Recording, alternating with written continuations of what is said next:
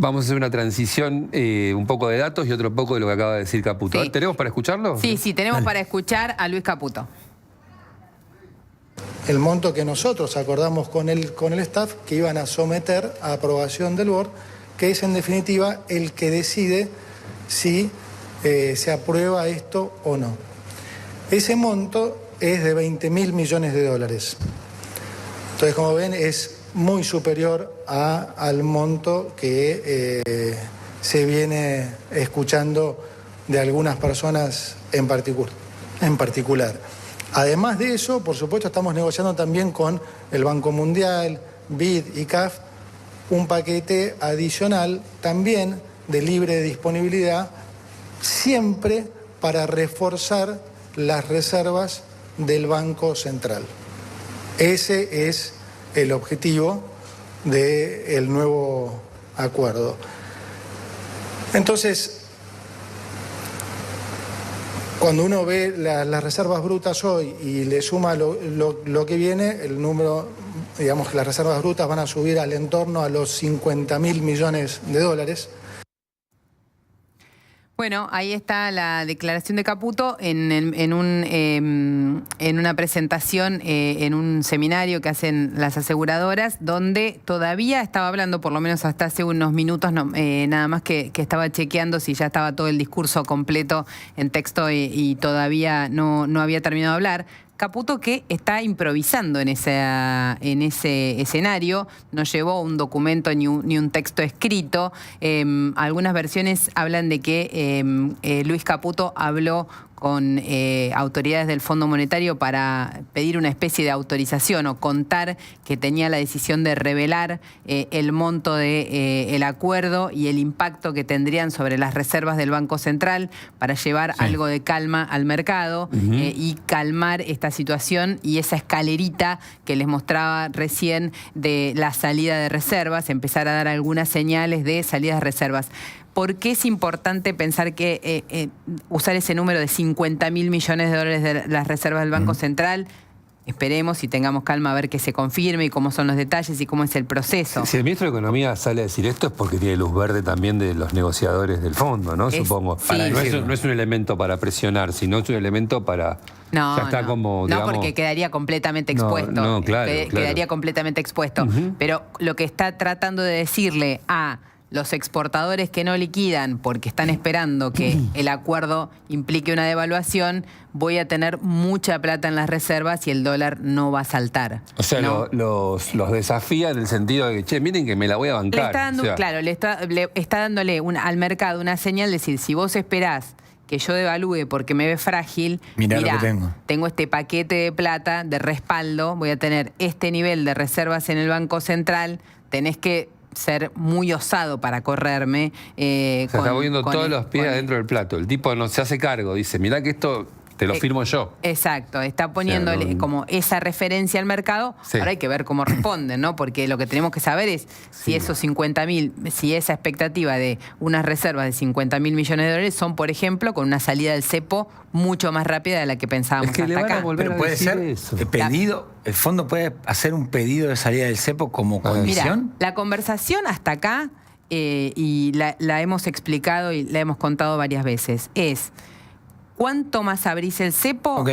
¿Cuánta plata? El fondo te pide, abrí mucho, o sea, ordená y salí rápido, normalizá, dejá de tener 50 tipos de dólares, normalizá, y Argentina te dice, dame más plata. Si vos me das poca plata, yo te voy a aceptar muy pocas condiciones. Si vos querés que yo vaya a un proceso más agresivo, dame un respaldo más significativo. Entonces ahora lo que tenemos que ver es el segundo punto de ¿no? Aparentemente el respaldo del fondo, el acuerdo con el fondo, es de un número mucho más importante. Bueno, ahora el gobierno va a tener que explicar o dar señales de cuáles son las condiciones de eso. Claro, ¿no? claro. De todas maneras, abrir el cepo con reservas muy altas implica mucho menos volatilidad. Claro, porque salís a regular el mercado. Porque vas a tener un respaldo. ¿No? Con estos 20.000 millones, ¿de cuánto pasaría a ser la deuda argentina?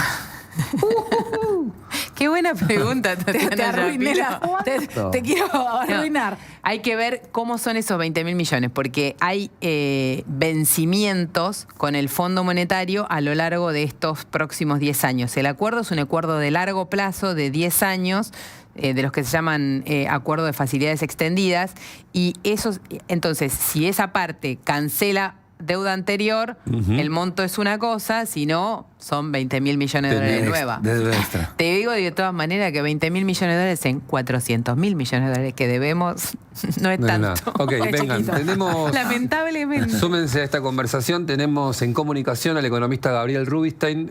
Rubinstein, ¿qué tal? ¿Cómo va? Gonzalo Sánchez, el equipo de Infobae a la mañana en vivo, los saluda. ¿Qué tal? ¿Cómo están? Tratando de comprender la magnitud de la noticia, Gabriel. ¿Esto es a priori una noticia positiva? Yo creo que sí, es una noticia positiva. Se esperaba, ¿no?, que sea un acuerdo del orden de los 20.000 millones de dólares con el fondo y que eso habilite incluso algunos miles de millones de dólares más con la CAF, con el Banco Mundial. Así que está en línea con lo que el mercado esperaba, pero bueno, que se confirme es una noticia positiva. Algo creo que dijo Caputo de que igual que sería de libre disponibilidad. Esas son las cosas que hay que ver. Es una cosa que sea el acuerdo por 20.000 y otra cosa que eso sea de libre disponibilidad. Yo creo que no es de libre disponibilidad y es un aspecto importante la disponibilidad del fondeo, pero es mucho mejor levantarse todos los días y ver que el Banco Central tiene reservas, no sé, brutas de 45.000 millones, que no de 25.000 millones o 26.000, o sea que siempre ayuda, no necesariamente es una súper noticia, pero ayudaría que Argentina tenga más liquidez, aunque sea obviamente a costa de más deuda, es algo positivo. ¿Esto tendría que en lo inmediato apaciguar un poco esta semana picada que tenemos con la volatilidad?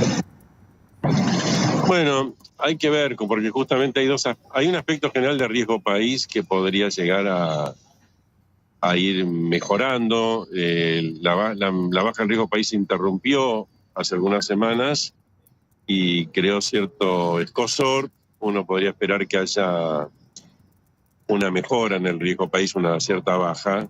La parte cambiaria todavía no está muy clara, porque no está claro. El que hizo ruido fue el gobierno, no fue el mercado, no tampoco los opositores, no fue la prensa. El que hizo ruido con todo este tema en un mercado que estaba bastante tranquilo fue el gobierno. ¿Por qué? Porque el mercado se había acostumbrado a la idea que íbamos ahí con un crawl del 1%. Muchos también querían, bueno, el gobierno si va a bajar la inflación, en algún momento el crawl va a bajar. Cuando se den determinadas condiciones el cepo se va a abrir, etcétera. Y de pronto el gobierno creó un poco de ruido y dijo, bueno, estamos arreglando con el fondo y va a haber cambios, modificaciones en el sistema cambiario. Entonces el mercado dice, ¿cómo modificaciones? Pero quédense tranquilos, pero después cuando son modificaciones, que va a ser una banda del 1%, es medio ridículo. Entonces cualquier banda debería ser un poco más alta. Entonces si va a ser un poco más alta, quiere decir que va a haber un poco de devaluación. Y entonces quiere decir que me conviene, a los exportadores no le conviene liquidar, conviene deshacer ciertas operaciones en peso, conviene comprar futuros. Ahí es donde aparecen ruidos que los generó el propio gobierno, no fue por afuera, fue el propio gobierno. Gabriel, ¿cómo estás? Cecilia Bufflet te saluda. Caputo habló de llevar las reservas a la zona de los 50.000 millones de dólares, 50 billions, dijo. Eso... ¿Qué nivel de exigencias o de condiciones del fondo puede tener si el acuerdo es de esa dimensión, no? Bueno, yo diría que hay dos aspectos. Uno es la cantidad de DEX, de derechos especiales de giro que da el Fondo Monetario, y el otro es cuál es la disponibilidad. El Fondo Monetario, en un acto de confianza, te puede decir, mira, todo lo que vence en los próximos años, yo te lo adelanto. Pero queda resguardo para el pago mío, claro. excepto que yo te autorice a hacer otras cosas. Bueno, ok, ¿qué otras cosas? Bueno, por un lado, exhibirlo como reservas en el Banco Central. Eso nos va a ayudar a todos a que todos piensen que el Banco Central es más solvente, aunque no las puedas usar. Fíjate que, por decirte algo, se contabilizan en las reservas brutas los yuanes de China, que no se pueden usar. Es un papelito que no tiene ninguna importancia, porque no se puede usar. Bueno, o los depósitos de las personas que tampoco se deberían usar.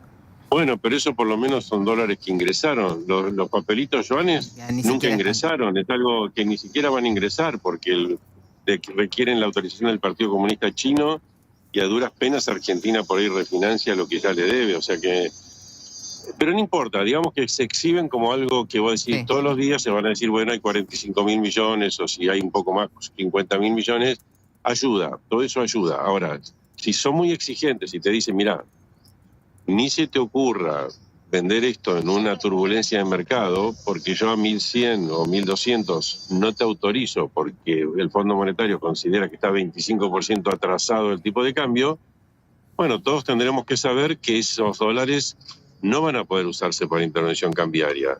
¿Y para qué sí podrían usarse? Bueno, pueden llegar a usarse si hay un vencimiento de bonos y no conseguiste el dinero, a lo mejor el fondo te dice, dale, para esto sí, para esto no. O sea que no son de libre disponibilidad, son de disponibilidad. Está bien. Según el Fondo Monetario te acepte eso. Y podemos ¿Cuándo deducir... tuvimos reservas en Argentina? ¿Cuándo hemos tenido reservas del orden de los 50.000 millones de dólares? Para ver cuán realista es. Yo te diría, la mejor época que yo recuerdo, bueno, por supuesto que en la convertibilidad teníamos un nivel alto, muy alto de reservas, que ahora no recuerdo, pero que tuvo creo 40.000 millones o algo así. No hubo nunca reservas de 50.000 en el 2002, millones de dólares. No, pero fíjate que, pero te vuelvo a decir, mira, 2002, 2003, 2004, 2005, teníamos reservas 45.000 millones de reservas netas. De netas. Ahora, porque las reservas brutas son un dibujo. O sea, cuando vos tenés reservas netas, suponete, pasaremos de menos 8.000 a más 10.000 o algo así con lo del fondo. Y para dejarlo en claro, ¿cuándo empezó ese dibujo de las reservas brutas? No, es que es un problema contable, viene de larga data, porque en un momento el swap chino, por ejemplo, se parecía que Argentina cuando lo necesitaba lo podía usar. Después, yo me fui enterando estando en el gobierno que los swap chinos no se podían usar, o sea que la población no tiene por qué saber esas cosas, en general son dibujos, lo mismo que el swap de Basilea era en 3.000 millones de dólares que nunca se podían usar, o sea que a veces hay maneras de aparentar que tenés, pero entonces cuando vas a las reservas netas te das cuenta que son mucho menores, son negativas, siguen siendo negativas, es un problema de larga data que sean negativas, no es culpa de este gobierno, pero no se soluciona. Está bien, con el Fondo Monetario te ayuda, pero si al mismo tiempo te dicen, ojo cómo los vas a usar, porque los vas a usar en las condiciones que yo te diga, bueno, ahí tenemos que ir viendo cuáles son esas condiciones. Gabriel, me surge una duda, por supuesto, del desconocimiento técnico. Que este dinero no sea de libre disponibilidad significa que el Estado no lo va a poder usar, el gobierno no lo va a poder usar para intervenir en un escenario de movimiento cambiario. ¿Con qué dinero entonces el gobierno debería hacer eso si sale del cepo en algún momento? ¿Está bien la pregunta? El gobierno está... En un momento, fíjate que hasta Milei dijo que no se necesitaban reservas, porque si vas a un sistema de flotación cambiaria... Sí. Vos no necesitas reservas. El ajuste del tipo de cambio es el que diga el mercado. Fíjate, incluso Milei decía, ojo que el dólar se puede ir a 600 si nosotros, vendemos dólares. O sea que el gobierno puede pensar que dado que tiene una política monetaria, una política fiscal muy robusta o una política macroeconómica que genera llamémosle así, buenas conductas, que a lo mejor no hay ningún problema y nunca tenés que intervenir. En los países normales no se interviene tampoco. Pero que se regula solo, no se dispara, simplemente se mantiene... Oferta y demanda. El euro no se respalda con reservas, el dólar no se respalda con reservas, claro, lo que pasa es que el yen japonés tampoco. Pero el tema es la confianza, en la Argentina es la confianza, ¿no? Bueno, Fíjate, Brasil tiene 300.000 millones de reservas, pero solamente los usó ahora 20.000 millones ante una situación turbulenta y nunca los usa. Claro. O sea que Argentina podría decir, no usamos reservas. Pero lo que pasa es que Argentina en ese sentido es diferente. Es un país claramente bimonetario. Yo creo que nadie tiene dudas. Vos vas a Brasil y preguntás por la calle cuánto está el dólar y el 90% de la gente no tiene ni idea cuánto está el dólar. Acá preguntás y el 90% sabe cuánto está el dólar. Claro. Entonces, es muy diferente la situación. Por eso muchos pensamos que Argentina tiene que tener muchas reservas para ser usadas en casos de que haya un cierto nivel de pánico por un shock. Hoy Argentina es frágil. Si a Milei le va mal las elecciones, sí, el dólar puede volar. Y eso no tiene por qué ocurrir. El país debería ser de tal manera tener su ordenamiento que no importara quién ganara las elecciones. Entonces hubo épocas que no importaba que ganara las elecciones. Cuando yo te vuelvo a decir, cuando había 45.000 millones de reservas netas en el 2005 o 2007, llegaron hasta el 2007, no importaba quién ganaba las elecciones. La situación macroeconómica era sólida. Ahora la situación macroeconómica no es tan sólida y importa quién gana, importa que no haya shocks externos, porque las reservas netas son negativas y con esto van a ser un poco positivas, nada más. Claro. Gabriel, gracias por esta conversación. Bueno, gracias a ustedes. Muy bien, ahí está Gabriel Rubinstein, economista, tratando de entender un poquito más lo que está pasando. Ceci. Sí, ahí está como lo que se llama el premercado, todavía no abrió el mercado, abre en un ratito, pero los bonos que estaban cotizando en negativo están están en verde, digamos, pasaron a positivo.